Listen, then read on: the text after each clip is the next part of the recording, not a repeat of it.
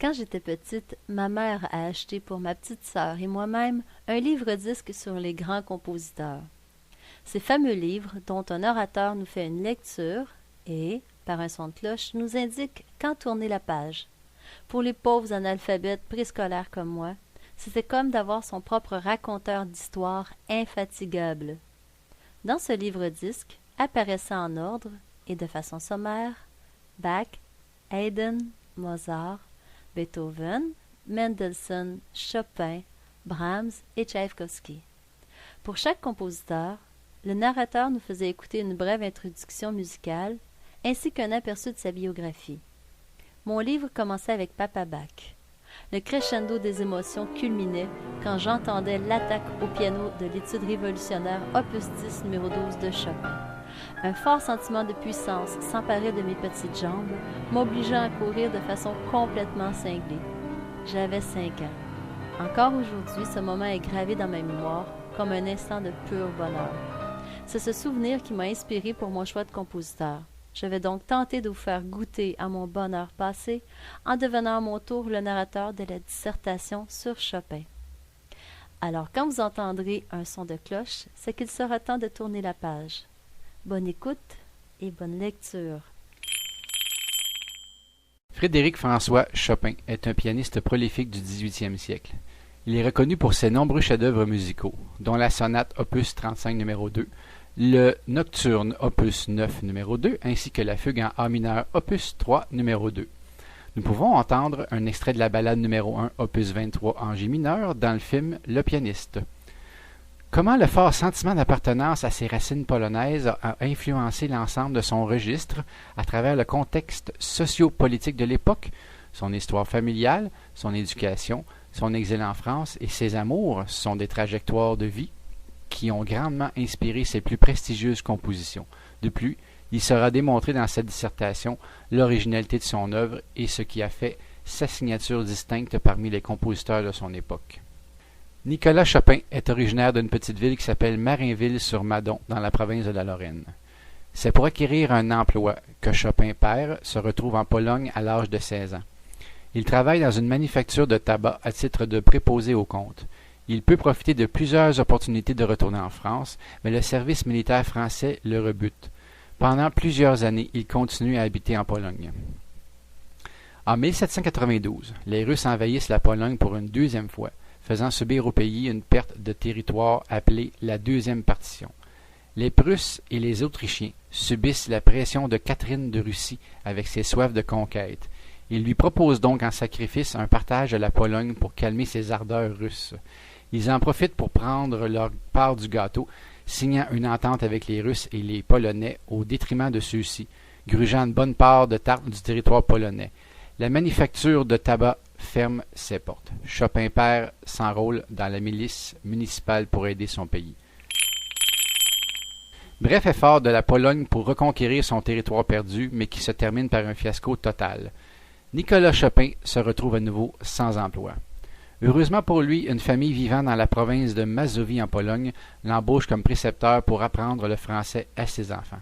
C'est pendant ces années qu'il épouse Tekla Justina Krystianowska, une pauvre parente polonaise de ses employeurs. De cette union sont nés 4 enfants, 3 filles et Frédéric, qui se situe au 2e rang.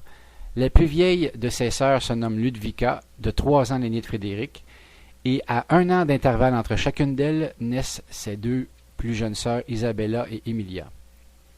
Né le 22 février à Mazovie, Frédéric Chopin connaît une jeunesse sans tracas. Il est adoré de sa mère et coule des jours heureux à écouter celle-ci lui jouer des pièces au piano. Chopin étant talentueux, ses parents décident de lui procurer une formation musicale à l'âge de 6 ans. C'est un professeur de violon âgé de 60 ans qui aime l'ancienne garde telle que Brahms, qui lui apprend sa première notion de musique. Certains diront que parce que son premier professeur est un violoniste et que Frédéric joue du piano, il qualifie Chopin d'autodidacte. Pour ma part, j'aime à penser que sa mère lui professe ses premières leçons de piano. À 7 ans, il compose ses 2 premières polonaises. À l'âge de 8 ans, il se produit devant public avec ses premières compositions. On fait alors ascension de son talent. Il est même comparé à Mozart. Les Polonais sont particulièrement fiers de leur nouveau jeune prodige, surtout quand on se rappelle que, C'est peu après la période de la deuxième partition du pays par les Russes que ce petit génie fait sensation. Ses parents ont le choix d'exploiter les talents de Chopin comme Mozart l'a été, mais ils préfèrent lui faire poursuivre ses études. Son père étant tuteur, nous comprenons mieux les choix qui guident ses décisions pour l'éducation de ses enfants. Chopin, fils, étudie au conservatoire de Varsovie où son père enseigne. Il passe ses vacances d'été dans des domaines appartenant aux parents d'amis du lycée dans différentes régions du pays. C'est au cours de ces rencontres qu'il se découvre un intérêt particulier pour la musique folklorique et les traditions paysannes. Il écoute et note le texte des chants folkloriques tout en prenant part aux mariages paysans et aux fêtes des récoltes. Il devient ainsi familier avec la musique traditionnelle de la Pologne sous ses formes les plus pures, avec sa tonalité distincte, la richesse de ses rythmes et la vigueur de ses danses. Lorsqu'il compose ses premières mazurkas en 1825, ainsi que ses autres œuvres par la suite, il retourne à cette source inépuisable d'inspiration. Durant sa dernière année d'études au conservatoire, Chopin assiste à tous les concerts de la main du diable, le violoniste Paganini. Il tisse rapidement des liens avec plusieurs musiciens en vue, en Europe, qui lui sont utiles lors de son exil en France. C'est pendant cette année que le pouvoir passe du tsar de Russie Alexandre Ier à Nicolas Ier. La situation de la Pologne se dégrade. Les Polonais grondent de plus en plus contre les décisions qui briment leur liberté. Les Polonais vivent une situation de privation et de contrainte. 1829 est marqué par la fin des études de Chopin. Les références les plus élogieuses proviennent de son directeur Joseph Elsner, qui le qualifie de génie musical. Ce directeur l'encourage à quitter Varsovie et lui demande d'aller porter ses œuvres au-delà des frontières polonaises. Vienne semble une première étape de choix dans ce périple. Être numéro 1 dans son village n'intéresse nullement Chopin. Le grand compositeur est séduit par le défi de connaître la gloire dans la capitale européenne de la musique, Vienne. La politique répressive de la Pologne lui donne sûrement le goût d'aller prendre l'air ailleurs. Ayant fréquenté plusieurs musiciens à Varsovie, Chopin reçoit un accueil réconfortant à son arrivée à Vienne. Il y rencontre Tobias Haslinger qui, après avoir écouté le style aux sonorités nouvelles de Chopin, lui offre d'éditer les variations sur la Ci-darem de Mozart. Il fait l'offre à Chopin de le produire devant grand public, mais celui-ci refuse car il est timide de nature. C'est l'argument du comte de Gallenberg qui le fait changer d'avis. Il fait valoir à Chopin que c'est la seule façon de connaître le succès. Chopin se présente sur la scène de l'Opéra impérial. Il y connaît la consécration. En juillet 1830, les frontières polonaises sont fermées et les Polonais qui sont à l'extérieur du pays sont considérés comme fugitifs. Le 20 juillet, Chopin quitte l'Autriche et gagne la France. Il y retrouve des compatriotes polonais et des musiciens qu'il avait rencontrés lors de différents concerts et se fait une petite place dans le monde de la musique à Paris. D'une part, il y a la bourgeoisie qui espère que Chopin vienne jouer du piano dans leur salon, et d'autre part, Chopin se lie profondément d'amitié avec Franz Liszt. Liszt, tout comme Chopin, est un enfant prodige qui est arrivé en France après avoir connu le succès en Hongrie. Sa réputation est déjà bien établie en France quand il fait la connaissance de Chopin.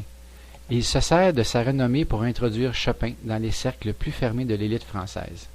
C'est aussi à cette période que Frédéric Chopin débute sa carrière de professeur de piano.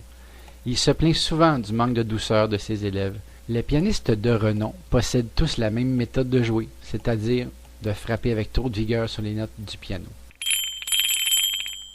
Cette manie est calquée par les joueurs néophytes. Chopin, lui, est tout en nuances. C'est une des raisons qui provoque la nouveauté et l'engouement des mélomanes de son époque pour son jeu au clavecin. Un nouveau meuble fait son apparition dans tous les salons bourgeois, le pianoforte. Chopin est fasciné par ce nouvel instrument et adore les nouvelles sonorités qu'il peut en tirer. C'est à cette période que naît le style romantique. Ce mouvement redéfinit les règles strictes du style classique. Cette révolution se propage tant au niveau de la littérature, de la poésie et de la peinture, mais il existe une certaine résistance qui perdure en musique. Chopin fait partie de ces nouveaux compositeurs romantiques qui peinent à être reconnus. Les Français reconnaissent son talent de virtuose du piano, mais encore une fois, c'est par le biais de ses compositions que Chopin veut être reconnu. Pour connaître la gloire, à titre de compositeur, il faut coûte que l'artiste soit publié. Sa notoriété étant grandissante, Chopin reçoit enfin l'offre d'être édité en France et en Allemagne. En 1833, plusieurs mazurkas, le trio en sol majeur, 3 nocturnes et 12 études dédiées à Liszt sont ainsi parus. C'est pendant ces années que Chopin pond de façon efficace plusieurs de ses meilleures partitions. Son style mélodieux, sa délicatesse qui fait sa marque de commerce y sont bien illustrés. Après avoir connu le succès en portant à tour de rôle le chapeau de compositeur, pianiste et professeur de piano avec brio, il connaît enfin la célébrité en Europe. Malgré toute la gloire, quand il retourne dans l'intimité de son domicile, Chopin est déchiré par la situation de ses semblables de sa Pologne natale. La rancœur et l'amertume reviennent alors remplacer le vernis de sa façade d'homme comblé. Certains auteurs s'avancent même pour dire que Chopin débute des crises de phase de détresse psychologique qui vont au-delà des simples spleens. Les spleens sont aux auteurs romantiques ce que le sel est pour le poivre. En 1832, Chopin s'éprend de Delphine Potocka, musicienne talentueuse. Il compose alors des nocturnes, des études, des mazurkas. Plus tard, il s'éprend de Maria Wozinska. Étant physiquement de plus en plus malade, les parents de l'objet de son désir lui refuseront la permission d'épouser celle-ci pour cette raison. En 1835, il rejoint ses parents à Karlsbad. Il en profite pour rendre une visite au Schumann. Au retour de ce voyage, il crache du sang et est complètement lessivé. Désormais, une toux conique ne le quitte plus. En 1836, Chopin fait la connaissance de George Sand. Elle est sa plus longue relation. Leur histoire dure 10 ans. Chopin reçoit le diagnostic de tuberculose et va à Majorque avec George Sand pour se faire soigner. Malgré cette cure, l'état de sa santé se détériore rapidement. Il retourne à Paris. La maladie s'acharne à affaiblir Chopin. En parallèle, celui-ci perd patience, vit de longues périodes de dépression. Son couple s'effrite sous ses yeux. Sand publie un roman qui dévoile leur histoire d'amour au grand public. La colère habite Chopin. Il est inspiré par ce tourbillon d'émotions. Il compose alors plusieurs chefs-d'œuvre dont la sonate en si mineur. Le couple s'entredéchire et c'est la rupture. En 1847, il ne compose plus beaucoup. Il fait une dernière tournée en Angleterre et termine celle-ci par un dernier concert de charité à Londres. Il est épuisé et peine à tenir sur scène.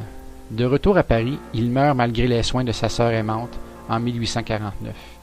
Il est mis en terre au cimetière du père Lachaise au son du requiem de Mozart selon son dernier souhait. Chopin est l'homme aux centaines d'œuvres destinées au piano. Son style d'écriture reflète bien le goût prononcé du grand compositeur pour cet instrument. Il est considéré de son vivant comme un virtuose du piano. L'ennui de son pays est inscrit dans les différentes mazurkas, polonaises et valses qu'il compose. C'est un être déraciné qui combat la maladie, la folie et qui ressent fortement le mal de vivre de son époque. Aujourd'hui, ses œuvres sont reconnues à travers le monde et plusieurs artistes s'inspirent de ce génie musical.